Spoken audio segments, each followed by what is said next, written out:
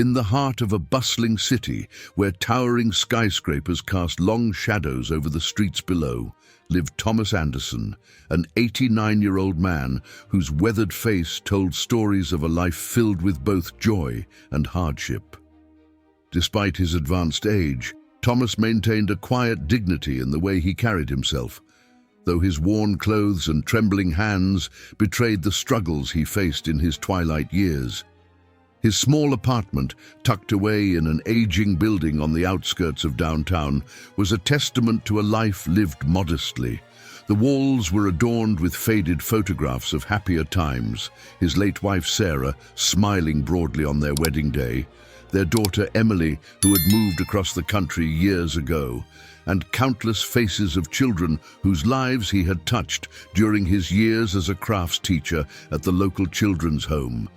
Thomas lived alone now, his days marked by the steady tick of an old clock and the occasional visit from a neighbor.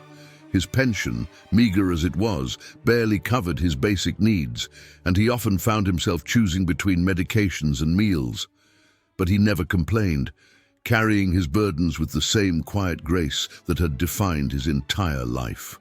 On this particular autumn morning, Thomas had ventured out of his apartment, clutching his last $5 tightly in his pocket. He hadn't eaten in 2 days, trying to make his pension stretch until the end of the month. The walk to Mason's sandwich shop was longer than usual, his joints protesting with each step, but the thought of a warm meal kept him moving forward. The local deli had always been kind to him in the past, particularly when old Mr. Mason was still alive. The elderly shop owner had understood what it meant to struggle, sometimes offering Thomas day-old bread at a discount or adding extra meat to his sandwiches without charge. But Mr. Mason had passed away 6 months ago, and his son had sold the shop to a corporate chain that maintained the name, but none of the compassion. As Thomas pushed open the heavy glass door, the warm aroma of freshly baked bread enveloped him, making his empty stomach ache with longing. The shop was busy, filled with well-dressed professionals on their lunch breaks, their expensive watches glinting under the fluorescent lights as they checked the time between hurried bites. The contrast between their crisp suits and Thomas's worn sweater, carefully mended at the elbows, couldn't have been more stark. He waited patiently in line, counting and recounting the crumpled bills in his pocket. His hands trembled more than usual today, whether from hunger or anxiety he wasn't sure. The young woman in front of him ordered a $12 artisanal sandwich without a second thought, and Thomas tried not to think about how that amount could feed him for 3 days if he was careful. When his turn finally came, he approached the counter with small, careful steps, one hand gripping his walking cane for support.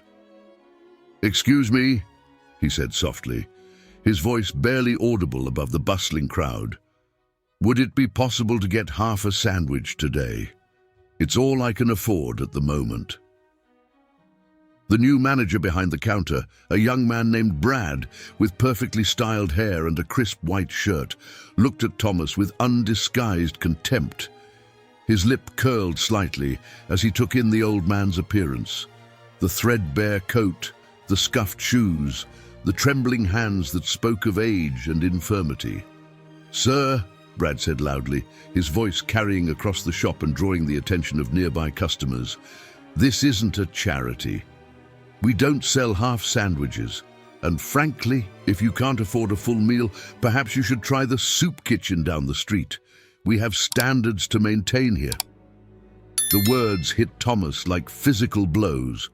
His cheeks burned with shame as several customers turned to stare, some with pity, others with the same disdain as the manager. His hands trembled more violently as he clutched his walking cane, the worn leather strap on his wrist catching the light. It was the same strap he had crafted decades ago, a reminder of happier times when his hands were steady and his purpose clear. "I'm sorry," he mumbled, beginning to turn away, his eyes fixed on the floor to hide the tears welling up in them.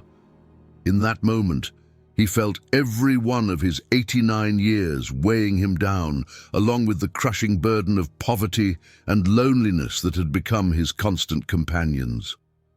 Among the lunch crowd was Katherine Montgomery, a successful real estate developer known for her sharp business acumen and expensive tastes.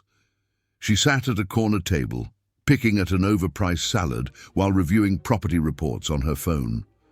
At first, she had merely glanced up with mild annoyance at the disruption of her lunch, but something about the elderly man made her pause. Her eyes were drawn to the leather strap on his wrist, partially hidden beneath his worn jacket sleeve. It wasn't the strap itself that caught her attention, but rather the distinctive pattern tooled into the leather. An intricate design of intertwined leaves and flowers that she had seen only once before, many years ago.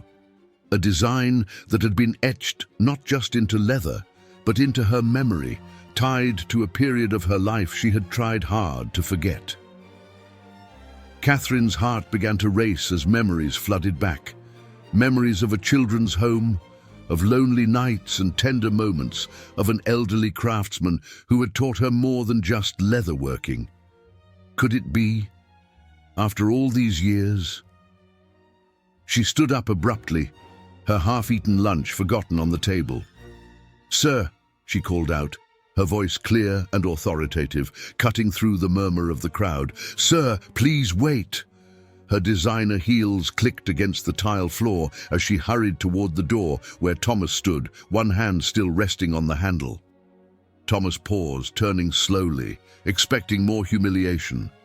Instead, he found himself face to face with an elegantly dressed woman whose eyes were fixed not on his shabby clothes or weathered face, but on the leather strap adorning his wrist. The intensity of her gaze made him self-conscious, and he instinctively moved to cover the bracelet with his sleeve. "That bracelet," Katherine said, her voice trembling slightly despite her composed exterior. "Where did you get it?" Her fingers reached out, almost touching the worn leather before pulling back, as if afraid that contact might shatter the moment, or the connection to a past she had spent decades trying to understand. Thomas looked down at the leather strap, running his fingers over the familiar pattern that had been his constant companion for over 4 decades. "This old thing?" he said softly, a hint of pride creeping into his voice despite his recent humiliation. "I made it many years ago when I was teaching leather crafting at the children's home." The words hung in the air between them, heavy with unspoken meaning. Around them, the busy deli continued its lunchtime rush, but for Thomas and Katherine, time seemed to stand still as the past reached out to touch the present in ways neither could have anticipated. In that moment, standing amid the mundane routine of an ordinary day, both their lives were about to change in ways neither could have imagined. Katherine's hands trembled as she led Thomas to her table, memories of the children's home flooding back with each step. The crowded deli seemed to fade away as she remembered herself at 12 years old, a scared, angry child who had lost everything when her parents died in a car accident. She had arrived at Hope's Haven Children's Home with nothing but a small suitcase and a heart full of grief. "The leather crafting classes," she said softly, gesturing for Thomas to sit down. "Every Tuesday and Thursday afternoon, you taught us how to make these bracelets." Her fingers brushed against an identical bracelet hidden beneath her expensive silk blouse, a secret reminder of her past that she had never been able to part with. Thomas's eyes widened with recognition as he studied her face more closely. "Little Katie," he whispered, his voice thick with emotion. "The quiet girl who always stayed late to practice her stitching." Tears welled in his eyes as the memories crystallized. "You used to help me clean up after class, telling me stories about wanting to build beautiful homes when you grew up." The manager, Brad, approached their table with a scowl. "Ma'am, if this man is bothering you..." Katherine cut him off with a sharp glance. "This man," she said, her voice carrying the authority of someone used to commanding respect, is my former teacher and a dear friend. I'll be paying for his lunch, and I expect him to be treated with the utmost respect from now on." Her words carried a clear warning, and Brad retreated, his face reddening. Turning back to Thomas, Katherine ordered sandwiches for both of them, ignoring his gentle protests. As they waited for their food, she told him about her life after leaving the children's home, how his encouragement had inspired her to pursue her dreams, how she had worked her way through college and built her real estate empire from nothing. "But what about you?" she asked, noticing how his hands shook slightly as he reached for his water glass. "What happened after the children's home closed?" Thomas's smile faltered slightly. "Life hasn't been as kind to me as it has been to you, my dear." He told her about the series of misfortunes that had led to his current situation. His wife's lengthy illness that drained their savings, the recession that wiped out his pension, his daughter's move across the country for work.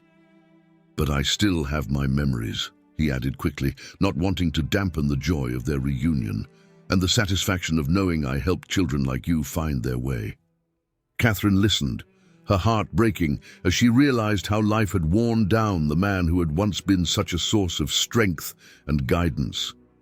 The man who had sat with her for hours after she had nightmares about the accident, teaching her to channel her pain into creating something beautiful with her hands. "You gave me more than just leather crafting lessons," she said, reaching across the table to take his weathered hand in hers. "You gave me hope when I had none. You showed me that I could make something beautiful out of nothing, and not just with leather." She paused, gathering her courage. "Let me help you now, please. Let me repay some of the kindness you showed me." Thomas started to shake his head, his pride wrestling with his desperate circumstances. "Katie, I can't accept—" "You can, and you will," she interrupted gently. "I own several residential buildings, including one with a lovely ground-floor apartment that would be perfect for someone who has trouble with stairs. It even has a small workshop space where you could teach crafting again, if you'd like." The old man's eyes filled with tears. "You would do that? For me?" "I would do so much more," Katherine replied, her own eyes glistening. "You changed my life, Mr. Anderson. Now let me change yours." As they sat there in the deli, sharing memories and making plans for the future, neither noticed the other customers watching their interaction with growing interest. The story of the wealthy businesswoman and the elderly craftsman who had shaped her life began to spread through whispers and knowing glances. Brad, the manager, stood behind his counter, his earlier disdain replaced by shame as he witnessed the power of kindness coming full circle. But Katherine and Thomas were lost in their own world, where the years between them melted away, and the simple leather bracelets they both wore became symbols not just of their past connection, but of the extraordinary way life sometimes brings people back together when they need each other most. In the days that followed their chance reunion at the deli, Katherine threw herself into helping Thomas with the same determination that had made her successful in business. She personally oversaw the preparation of the ground-floor apartment in one of her most beautiful buildings, ensuring every detail was perfect for her former teacher. The apartment was spacious and bright, with wide doorways to accommodate Thomas's walking cane and safety features discreetly installed in the bathroom. The small workshop space she had mentioned was actually a converted sunroom, flooded with natural light and equipped with a sturdy workbench and all the tools needed for leatherworking. When Katherine brought Thomas to see his new home, the old man could barely speak through his tears. Gone was the dingy one-room apartment with its creaking floors and unreliable heating. In its place was a haven of comfort and dignity that he could never have imagined for himself. "Katie," he managed to say, his voice trembling as he took in his surroundings. "This is too much. I can't possibly—" "You can, and you will," Katherine interrupted firmly, just as she had at the deli. Consider it back rent for all the extra hours you spent with a lonely little girl who needed someone to believe in her. She squeezed his hand gently. Besides, I have plans for that workshop of yours. Thomas looked at her questioningly, and Katherine's eyes sparkled with excitement. I've been thinking about the children at the local shelter. They need what you gave us at Hope's Haven, not just craft lessons, but hope. Someone to show them they can create beauty even when life seems dark. The suggestion brought a new light to Thomas's tired eyes. You think I could still teach at my age? I think those children need you as much as I did, Katherine replied. Age has nothing to do with it. Your hands may shake a bit more now, but your heart is as steady as ever. But even as they made plans for the future, life had one more cruel twist in store. The very next day, Thomas collapsed while moving the few possessions from his old apartment. The doctors at the emergency room delivered sobering news. His heart was failing, weakened by years of stress and poor nutrition. Katherine, who had rushed to the hospital the moment she heard, stood by his bedside as the doctor explained that without expensive treatment, Thomas might only have months to live. The cost of the procedures and medications he needed was far beyond what his Medicare would cover. How much? Katherine asked firmly, cutting through the doctor's careful explanations. The figure the doctor quoted would have made most people blanch, but Katherine didn't even blink. Schedule everything he needs, she said. I'll take care of the costs. Later that night, as Thomas rested in his hospital bed, he tried once again to protest. Katie, you've already done so much. I can't let you spend this kind of money on me. Katherine sat beside him, holding his weathered hand in hers. Do you remember what you told me the day I smashed my first leather project in frustration? When I was convinced I would never be good enough at anything, Thomas smiled faintly at the memory. I told you that value isn't just about what something costs, it's about what it means. Exactly, Katherine said, her voice thick with emotion. You taught me that everything we create, whether it's a leather bracelet or a life, has value beyond price. You gave me that wisdom when I needed it most, and now it's my turn to give back. She pulled up her sleeve, revealing the leather bracelet she still wore. I put this on the day I left Hope's Haven, and I've worn it every day since. Even when I was building my company, even at my fanciest business meetings, it reminded me that I could make something beautiful out of nothing, that I was worth more than my circumstances. Tears rolled down Thomas's cheeks as she spoke. I never knew, he whispered. I never knew I made such a difference.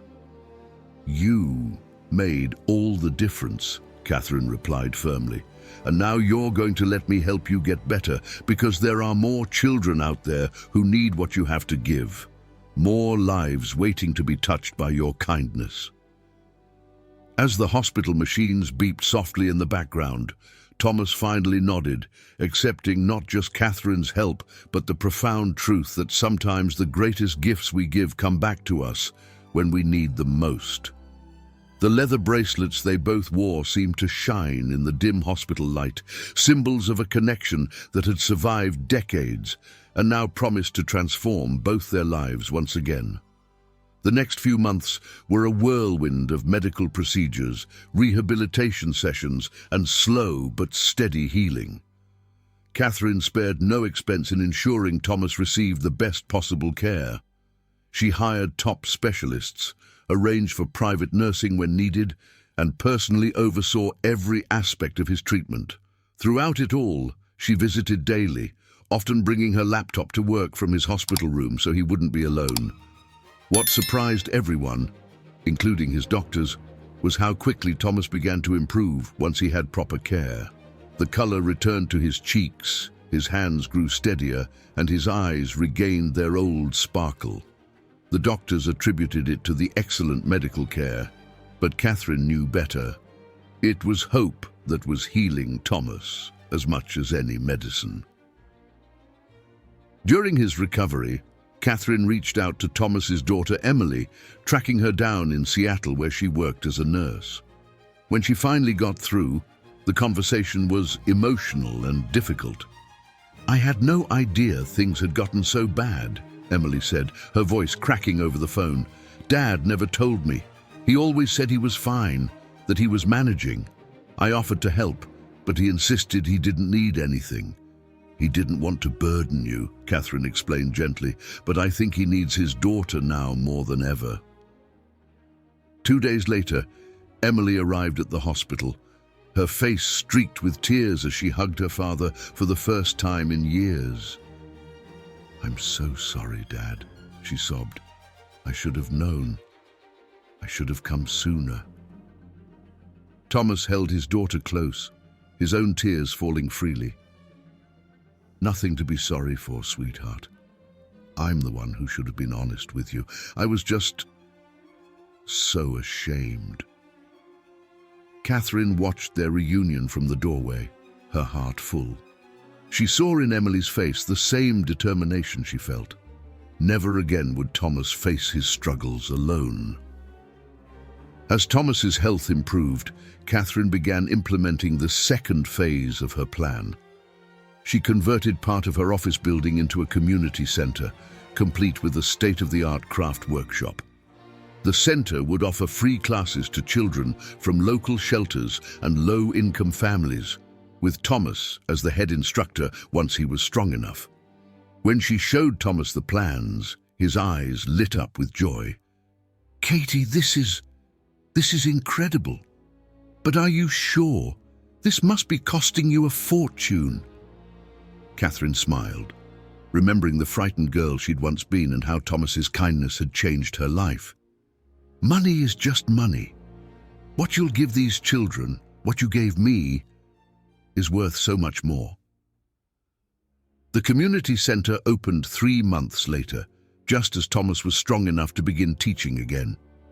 The first class was small, just 5 children from the local shelter, but the impact was immediate. Just as he had done decades ago at Hope's Haven, Thomas showed them how to turn simple pieces of leather into beautiful creations. One little girl in particular reminded Katherine of herself. Sarah was 10 years old, recently orphaned, and carried the same angry grief that Katherine had once worn like armor. During the first class, she sat apart from the others, refusing to participate. Thomas approached her with the same gentle patience he had shown Katherine all those years ago. "Sometimes," he said softly, sitting beside Sarah, "when our hearts hurt too much, it helps to create something beautiful with our hands. Would you like to try?" Slowly, reluctantly, Sarah picked up the tools. By the end of the class, she had created a small leather flower, imperfect, but beautiful in its own way. As she left, Katherine noticed her clutching the flower tightly, a tiny smile playing at the corners of her mouth. "You haven't lost your touch," Katherine told Thomas later, as they cleaned up after the class. "Neither have you," he replied, gesturing around the beautiful space she had created. "You've taken everything life taught you and used it to help others. I couldn't be prouder if you were my own daughter." Katherine hugged him tightly, remembering all the times his quiet strength had helped her survive her darkest days. "In all the ways that matter," she said softly, "I am your daughter." That evening, as they sat in Thomas's new apartment sharing a meal with Emily, who had decided to transfer to a local hospital to be closer to her father, Katherine looked around at this unlikely family they had created. The leather bracelets she and Thomas wore had gained new meaning. They were no longer just reminders of the past, but symbols of how life could come full circle, bringing healing and redemption in unexpected ways. Thomas raised his glass, his hand now steady and strong. "To second chances," he said, his eyes twinkling, "and to the remarkable ways love finds its way home." As the months passed, the community center flourished beyond anyone's expectations. Word spread about the elderly craftsmen who could turn troubled children into artisans, and soon the classes were filled to capacity. Thomas's gentle teaching style and infinite patience worked the same magic it had decades ago, transforming not just leather, but young lives. Sarah, the orphaned girl from the first class, became a regular fixture at the center.